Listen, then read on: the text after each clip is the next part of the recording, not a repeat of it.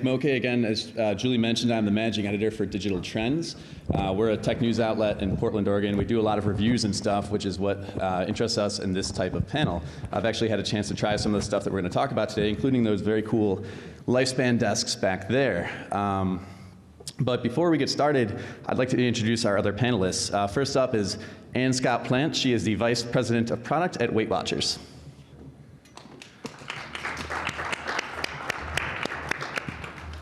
Next up is Philo Northrup. He is the VP and co-founder of Tao Wellness. And finally is Peter Shank. He is the president of Lifespan Fitness.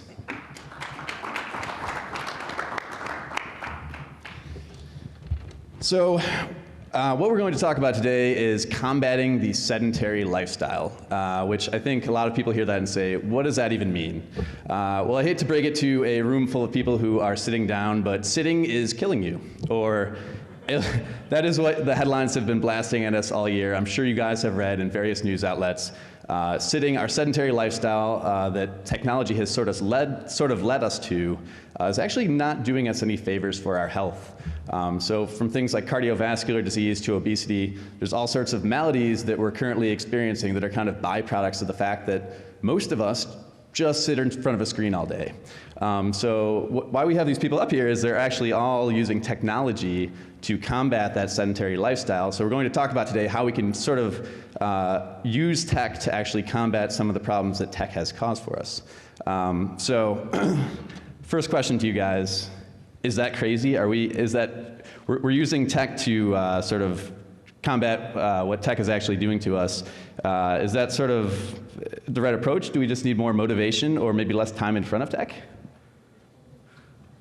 Would it be helpful, maybe we can all provide a little bit of context for our companies and where we come from? Oh, sure. I'm sorry, I skipped that part. No problem. Peter, could you tell us a little bit about Lifespan? Yeah, certainly. We're a health and fitness brand. We've been around for about 15 years. We target with the brand the second half of life consumer. We really don't go after the sports and fitness. We target the second half of life consumer. And in about 2009, 2010, we were looking at all the sedentary research coming out of the marketplace and realized that we needed to have a solution that worked in the workplace, which is where people were most sedentary, and that's kind of where the treadmill desk idea came from. And it's been a successful product for us, and we've learned a lot. Great. Philo, could you tell us a little bit about Tao Wellness? Sure. We're launching this year it's a portable exercise device that you do these isometric core exercises with all over your body, and you can take it anywhere. And it's really key, your first question about the sedentary lifestyle, and I think you'll get into this. It's very healthy to do this sort of core exercise throughout the day. It's great to go running and swimming 3 times a week, but it's really important throughout the day to work the core. And Ann, could you tell us a little bit more about Weight Watchers? Sure. So most of you in the room are probably familiar with Weight Watchers as a weight management company, one of the leading in the world, but you may be surprised to see us on a fitness technology conference. We are very much more intentionally participating in fitness in a way that we never have before. We launched a new program in November called Beyond the Scale, and one of the pillars of that program is actually fitting fitness into your life for our consumers. My background is also historically in fitness. I co-founded a company called Wello, which is a fitness technology company that was acquired by Weight Watchers. So we're excited to be here today. Thanks, Nick. Okay, thank you. Now that I've actually given you guys a chance to talk about yourselves, I'm sorry about that. Back to the question at hand there. Is it sort of it's a weird approach to say, okay, technology has kind of put us in front of screens, it's made us very sedentary, so the solution to it is more technology. Do you guys find anything weird about that, or is that just the obvious solution is to fix what we created with technology with more technology? Well, I think that we use technology to enable us to become sedentary, and I do think it's a bit bold to suggest that technology is going to solve that, but can it enable us to become more active? Yeah, I think absolutely. If we look at our environment, convenience is a huge part of what's made treadmill desks successful. And a lot of our customers are almost workaholics, where they understand they need to move, they understand that they need to get out and exercise, but they trade off work for being active a lot of their lives. But a treadmill desk gives them an opportunity to get the activity in without taking time away from their jobs. And that's really what they're looking for in our product. Right. Yeah, I think if there's anything silly, it's expecting the majority of the workforce to radically change their lifestyle. And we all want to disrupt the market, but disrupting the consumer's lifestyle, could be laudable in this sense. Yes, you should be really working out all the time. But the reality is that most people join the gym in January and aren't going after Valentine's Day. So we have to integrate it in. And I think convenience is huge, and I think fun is another thing. So by making it a little game and something you can do, in our case, a few minutes at a time or something like that, I think that's, so you integrate it into their lifestyle. I think that's what's going to work. Yeah, I think that's right. I think that really a lot of activity in fitness is around inspiration, motivation, and accountability. And I think individual people who you meet face to face can help provide those three things, but technology can do that as well. We at Wello did this using technology, video technology. We have an app at Weight Watchers called Fit Break, which aims to do that. Just create opportunities for you, motivation for you to move throughout the day. So I think that we may cause some of the problems, but technology can also help solve them. Absolutely. So we talk a lot about moving through the day. I'd like to kind of recap for people that aren't maybe as familiar with why we're talking about that. Can you guys kind of tell us, why is it important to move through the day versus just, I'm a runner, why can't I just run to solve some of these problems that we're talking about with the sedentary lifestyle? What is the difference? Why do we need to do this actively throughout the day while we're working and not just try to exercise at the end of the day as many of us have been? Well, the whole sitting is the smoking of the 21st century. I think when you say sedentary, when you say digital lifestyle, I think we're talking about sitting mostly. And what happens is that over the day, gravity is doing this to you. And what it does to your spine and your lumbar, this sort of back pain is like one of the #1 reasons people miss work and have trouble, which is why the whole digital lifestyle has all these horrible health effects, more than construction workers and other things like that. And so that's why, to combat that, you need to do throughout the day, give your spine a break. And like for us, we focus on sort of a strength and core thing, and that automatically helps your posture. And posture is really a key part of being healthy. I think the other reality is that for a lot of people, they may have the best intentions to do the exercise after work, go for a run, go to the gym, but in reality, that's actually hard to achieve every day. And for a lot of our demographic at Weight Watchers also, that notion of more traditional, like high-intensity exercise is unappealing. And so if you are going to get in the 10,000 steps or whatever the activity is that you aim to get in every day, it has to be something that's part of what you experience when you wake up in the morning, when you're at lunch at work, right after work. Otherwise, you're just never going to get the activity that's necessary to maintain a healthy life. It has to be convenient, and it's not just the workplace. Okay, for a majority of people out there, they commute sitting for a half hour or an hour, and they come home and they watch TV, or they do something sitting, or they're sitting with their kids. So it's really hard to carve out that. Did I do that? I'm feeling very motivated now. Oh, sorry, Peter. Yeah, I'm glad I was distracted.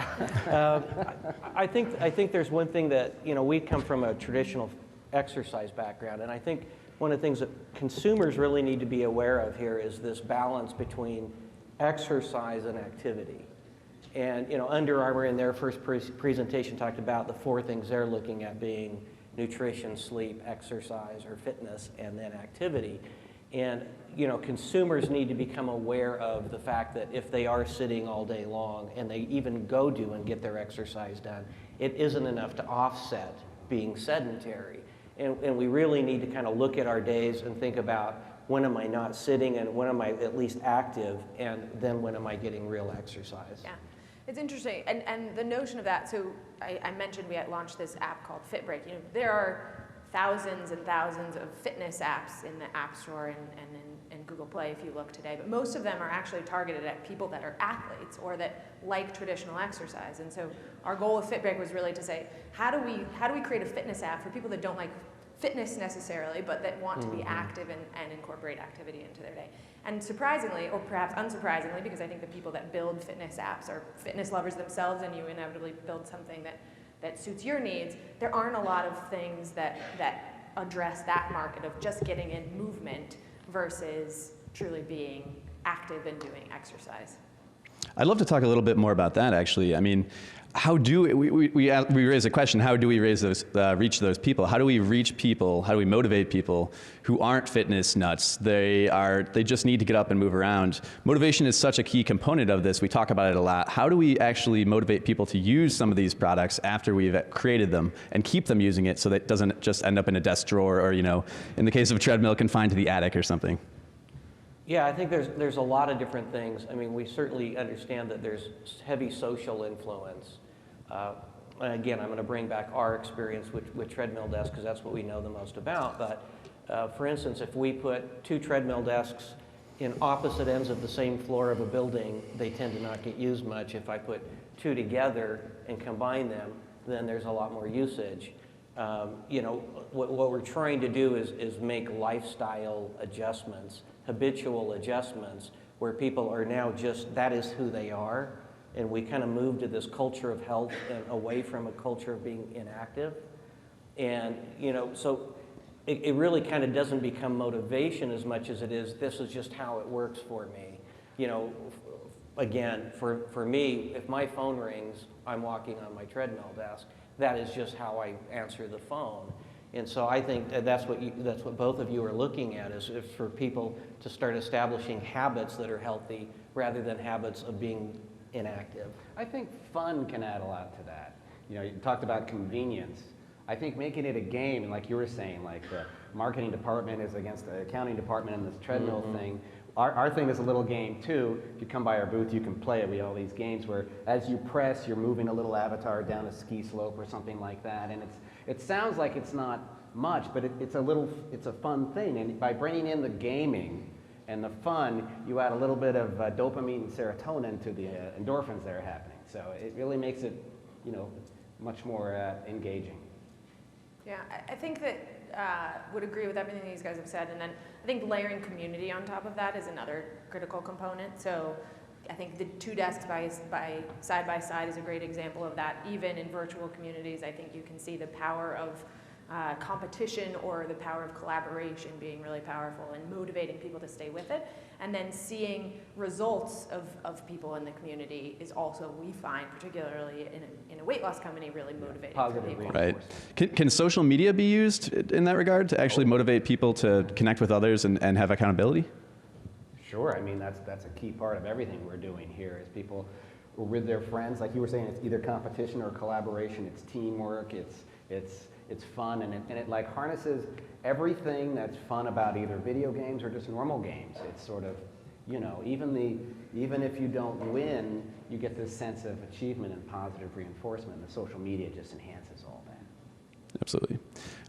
We talk a little bit about a lot of this stuff is for use in the office or wherever you're working, throughout the day.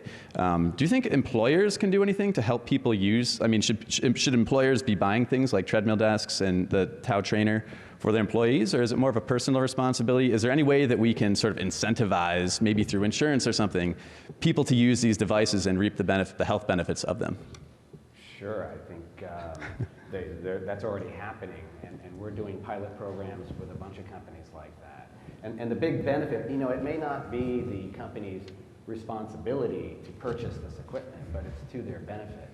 Because, as I said, it makes the employees happier because of the endorphins and the serotonin and the dopamine. And specifically with our device, and I think with a lot of what they're talking about, you get more productivity and people don't miss work if they're like healthier. And specifically with this back pain and all this sitting, it really can start over time really tweaking you, and that's why there's so much attention paid to it right now. And I think there's actually data that backs that up, sort of that increased productivity. I think one study said that every $1 spent in a wellness program for a company yields a savings of $2.73 in absenteeism, right? So there's a bottom line impact of actually providing healthy benefits to your employees. I think it's also, in this day and age, you have to do it to participate in a competitive market, right? So to recruit great talent, these are the kinds of things that you need to offer. We spend a third of our lives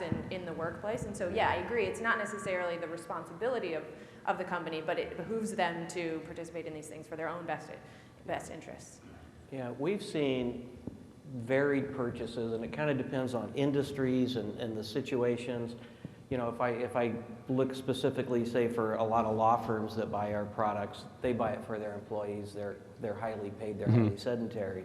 If I look at universities and higher education, there's a lot more propensity for the individual to buy it for themselves. I think they're looking at it saying, well, this budget doesn't exist, but I know that I want to do that for myself. And hopefully those people can become early adopters and leaders, and then maybe set the example, and it will become something that will, you know, be partially shared.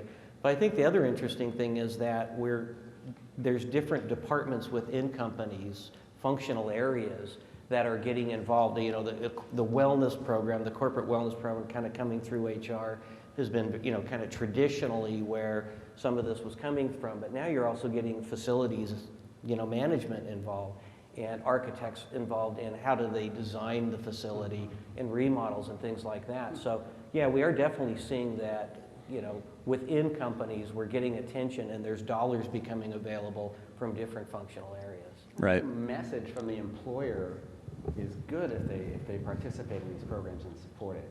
It's like, we care, and you know, we want you to feel better.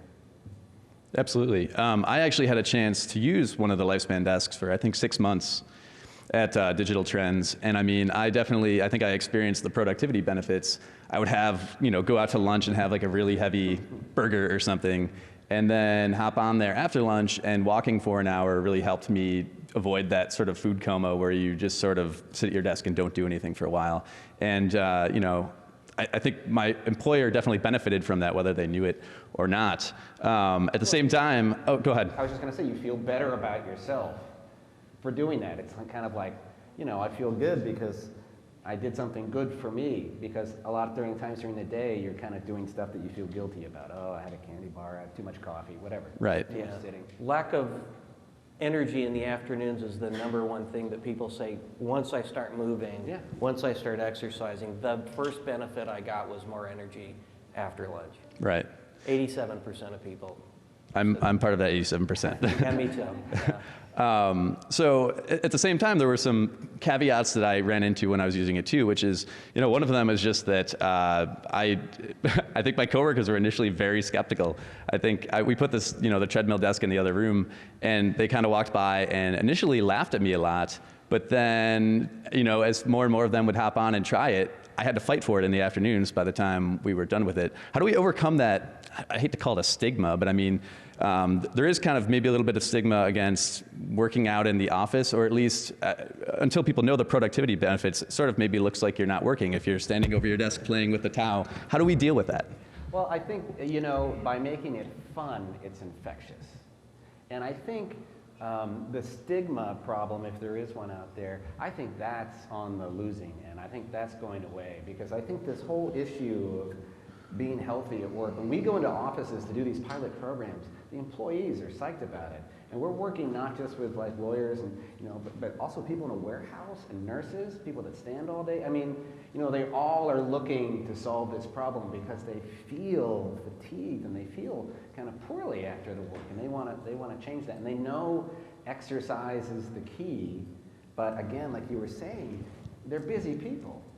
It's hard to carve out an hour. So this whole concept of fractionalized exercise is really important. You know, 10 minutes here, 10 minutes there, and you know, it really makes a difference. Yeah. What we've found, and I do think people are initially always reluctant to change, right? I mean, there's always that pushback.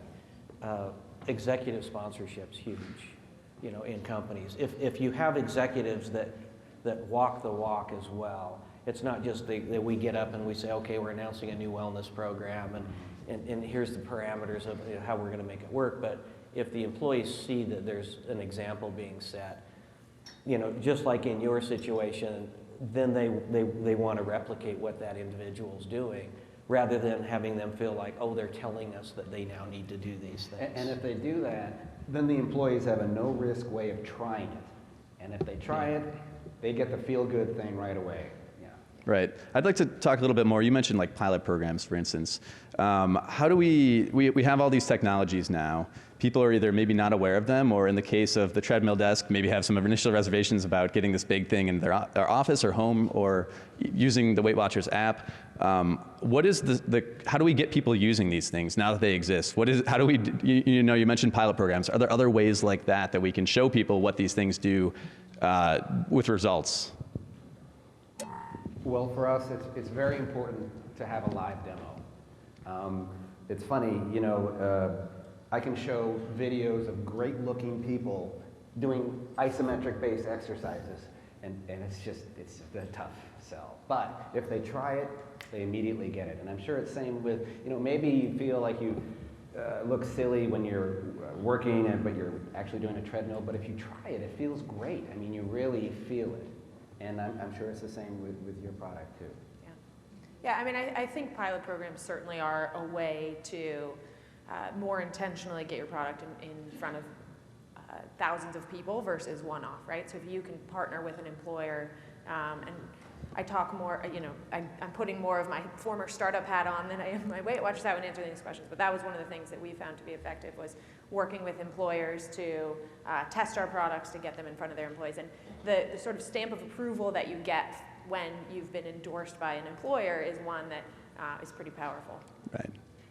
And a question for you specifically. I mean, Weight Watchers is more of a sort of legacy brand that's kind of moving into this space. How are you guys making yourself stand out and saying, hey, you don't just have to use products from Silicon Valley startups. Weight Watchers has something for you guys too. Yeah. So, we both have an opportunity because we have a great brand name behind us, and people recognize it, respect it, know that it stands for something that is actually really effective. But we also, as you mentioned, it's not the way that people have traditionally thought of us as a fitness brand. And so what we aimed to do this year was really lay the groundwork for what we intend to build from in terms of our fitness offerings. So, FitBreak, which is a sort of separate standalone app, is one of our first introductions to that approach. It's branded by Weight Watchers, but it's available to both Weight Watchers customers and non-Weight Watchers paying customers.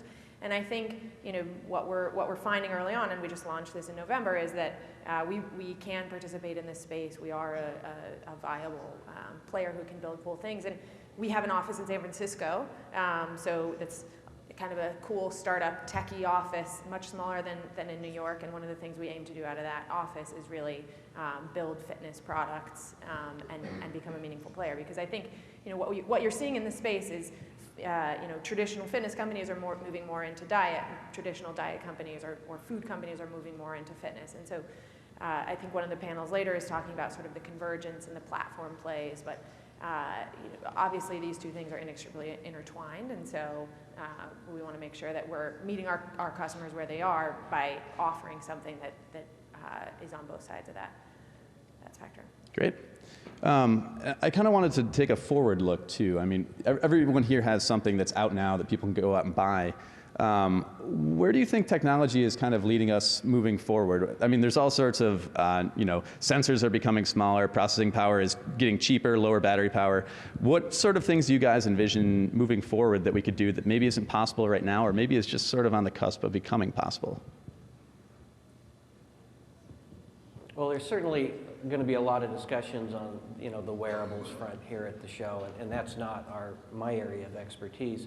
But we do see that there will be a lot more opportunities for basic levels of activity built into a workplace. I think the sedentary workplace that we've seen, my career goes back to IBM, and we automated everybody. And I literally remember talking to people, you don't even have to get up at all anymore. We're going to switch, and the pendulum's kind of swinging back the other way, where I think that this culture of health will start grabbing, and I do think that there's going to be a lot more opportunities designed architecturally into the workplace and with what is offered to employees. Even right now, in I believe it's Sweden, if an employee asks for a standing desk, the company now has to provide that for them. And so some of those kind of legal movements are going to occur too. And I think we're going to see a more active workplace in 5 years. I think, the thing about work today is that it reaches us everywhere. And it's very mobile. So our world, our work world, and our travel world, it's all very integrated now because of how mobile things are. And I think that's what has to happen, is to integrate fitness into that construct. So, you know, that's what we're trying to do. People are calling from work just for a few minutes all day, all night. So you can do the fitness thing to sort of like stay, you know, work that core and, you know, a little stress relief anytime as well. Yeah, you know, you talk about sensors. I think that's one example of sort of access to information. So it's employers' access to information about employees. It's employees' access to information about themselves, how much they're moving, what impact that movement has on their bodies. I think that that will just that and it's kind of a evolution of big data, but it's just going to present all sorts of different opportunities for people to really better understand, because of that access to information, the sort of impact that movement has on them. Yeah. Pete, you mentioned like a cultural shift that, for instance, in Sweden, someone can, you know, anyone can ask for a standing desk and their employer has to give it to them. Do you think that's something that these gadgets are kind of going to usher in, is that not only will we have new technology, but we're going to start thinking about a sedentary lifestyle in a different way? Yeah, well, I absolutely do. I think all of the wearable devices and the sensors are raising the level of awareness, both in our activity levels and our degree of being sedentary. And, you know, I think that will drive a lot of change that goes with it. So I think we're sort of reaching the end of our time here, so I wanted to open up the floor to questions if possible.